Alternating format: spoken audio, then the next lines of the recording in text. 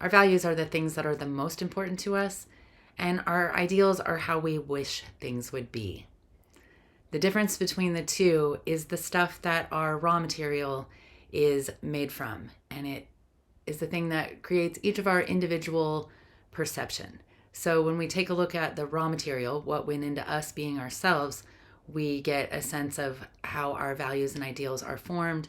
And for each of us, that means taking control and power of the life that we live, being in wholeness and being present and available to change anything we want while appreciating all of the things we've gotten.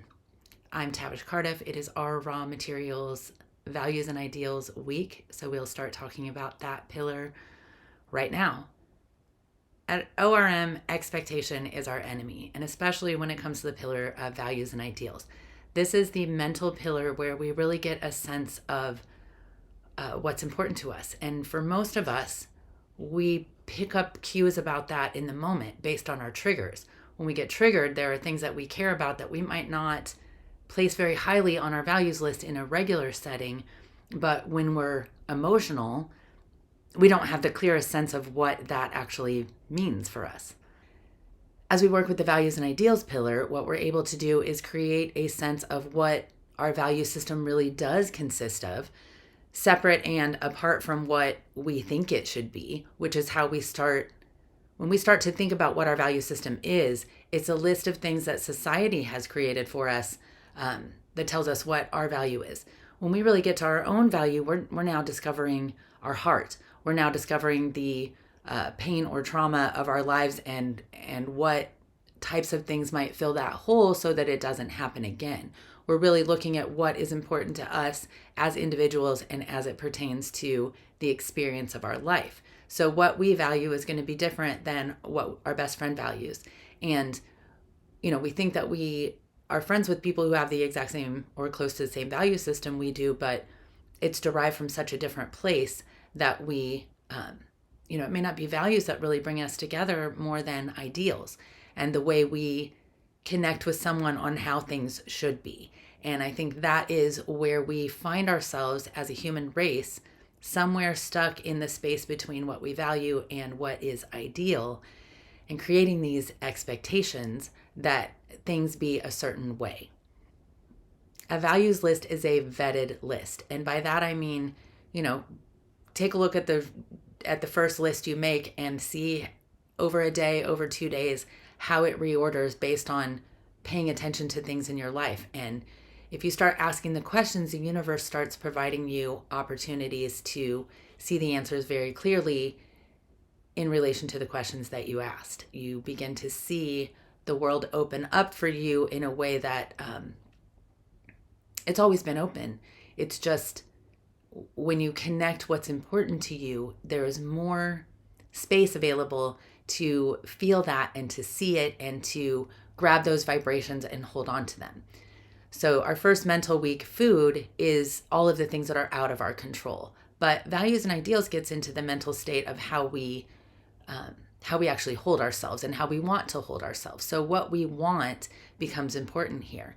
And this middle 4 weeks starts off with just our raw emotion, and then how well do we listen to what we need, to what the people around us need, to what's important to the situation, to whether our voice is needed in the moment or not. Really asking those questions so that we can slow our roll when our voice just wants to be loud and isn't really, required in the moment. So listening to that line for ourselves. What's our ego saying? What's our soul saying? What are we listening to? What voices are we hearing? And are they the voices that we want to be hearing? So are we on board with the thoughts, choices, and judgments that are being made on our behalf by our minds, sometimes in place of our hearts? Only you can know what all of that means inside of you, but we're going to continue to ask those questions over and over, even though we think asking them once or twice is enough. The more we ask them, the more we notice, this answer changes every day. And it changes on the regular based on what our lives look like at any given time and in relation to what we learn about other people's lives. So that listening pillar that comes right before this one becomes so important in whether we recognize we're connected or not. And that realization is going to play a big part in what we value and what types of ideals we're even capable of playing around with. So if you're heavy ego, not a lot of connection, your life hasn't provided a lot of evidence that we are connected to something bigger, I get it. And that's going to make what you value very, very different than a person like me who's kind of wide open with my connection. So I'm less attached to things. That doesn't mean I'm not. It just means I'm really aware of what I am attached to, and I try to pay attention when the universe says, hey, you get to have this, or you don't, or whatever seems to come along with understanding value. I feel like those lessons present themselves to me on a regular basis. And just like anyone, when we start looking at them, you see them everywhere. This brings me to the ideal playground and our creative ability to take us outside of the feelings that make us feel scared, separate, alone, any of those things, and bring us into a space that we would want it to be. What would you imagine? What's the best that you can imagine for any situation, or the worst? You can take all your thoughts to the ideal playground. And I think even our worst thoughts are out there playing around and taking up the space that we could be using for creative movement within our race and its connection to the world that we live in. And I don't want to get too far ahead of myself into my own ideals. I'll save those for my own, visit to the ideal playground. But get in touch with, if the world looked the way you wanted it to, what would it look like? Because that creative ability is it's powerful to fueling your own passion. It doesn't mean that it's going to come true. It doesn't mean that that's how it is. But, think about the movies and the art that we have out there. These ideas germinate from somewhere. And our ideas are incredibly powerful, valuable, creative, and they're like inner gold. So when Siren, which always tells me what I'm saying means something, inner gold. Be in touch with that part of you that knows what really means something to you, not what you think society should say should be there. Like, know you for you. And there's so much value in that. Practice guidance for this week. Stop your thoughts right now and just start asking yourself what's important. Write down the 5 things that come to your head. Add to the list when you think of it. Make a note on your phone. Whatever you have to do to just keep track for a second of what you decide's important. Let it ping pong.